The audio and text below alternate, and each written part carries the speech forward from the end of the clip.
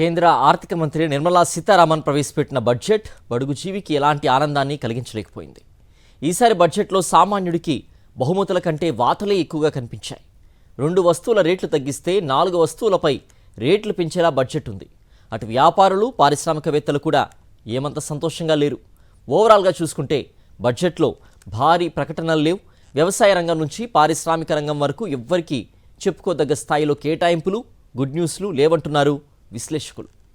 ఈ ఏడాది బడ్జెట్ పై భారీ అంచనాలు పెట్టుకున్న వ్యాపారవేత్తలతో పాటు సామాన్యులు కూడా నిర్మలమ్మ పద్దుపై పెదవి విరిచారు. ముఖ్యంగా ఉద్యోగులు తీవ్ర నిరాశకు గురయ్యారు.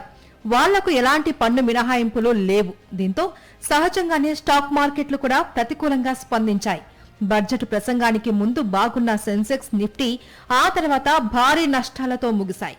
బడ్జెట్లో మధ్యతరగతి జనంపై మోత కాస్త ఎక్కువగానే ఉంది.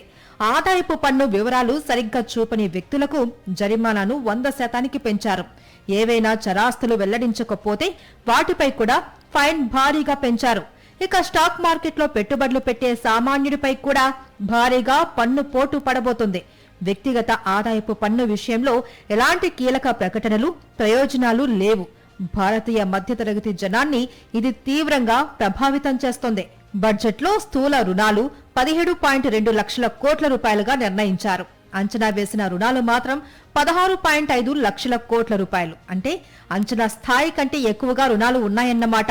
ఇక స్టాక్ మార్కెట్లకు సంబంధించి ఎఫ్ఎన్ఓలో ఎస్టీటీ పెంచడాన్ని స్టాక్ మార్కెట్ అస్సలు ఊహించలేదు.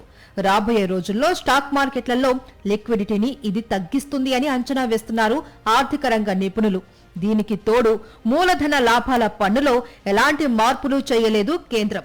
ఓవైపు ఎఫ్ఎన్ఓ ఎస్టీటీ పెంచి మూలధన లాభాలపై పన్ను శాతాన్ని తగ్గించకపోవడం చాలా మందిని ఇబ్బంది పెడుతుంది.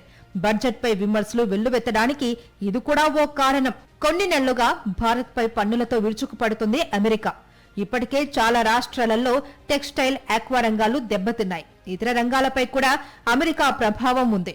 యుఎస్ఏ విధించిన సుంకాల ప్రభావాన్ని తగ్గించేలా బడ్జెట్లో మినహాయింపులు, ప్రోత్సాహకాలు లేవు. స్థిరీకరణ నిధి పేరిట వేల కోట్ల రూపాయల మొత్తాన్ని ప్రకటించినప్పటికీ రంగాల వారీగా ఉద్దీపన ప్యాకేజీ ప్రకటించి ఉంటే బాగుండేదనే అభిప్రాయం వ్యక్తమవుతుంది. ఇక బ్యాంకింగ్ రంగానికి సంబంధించి కీలకమైన సంస్కరణల జోలికి వెళ్లలేదు నిర్మలమ్మ బడ్జెట్. బ్యాంకుల్ని పూర్తిగా పునఃపరిశీలించే కమిటీని ఏర్పాటు చేస్తామని ప్రకటించారు. వీటితో పాటు మిగతా రంగాలలో కూడా భారీ స్థాయిలో సంస్కరణలు లేకపోవడం, ప్రకటించవలసిన చోట పునరుజ్జీవ ప్యాకేజీలు ప్రకటించకపోవడం, చాలా రంగాలలో పాత విధానాలనే కొనసాగించడం బడ్జెట్లో ప్రధాన లోపాలు. త్వరలోనే ఎన్నికలను ఎదుర్కోబోతున్న రాష్ట్రాలకు కూడా వరాలు ఇవ్వకపోవడం ఆశ్చర్యం కలిగించే అంశం.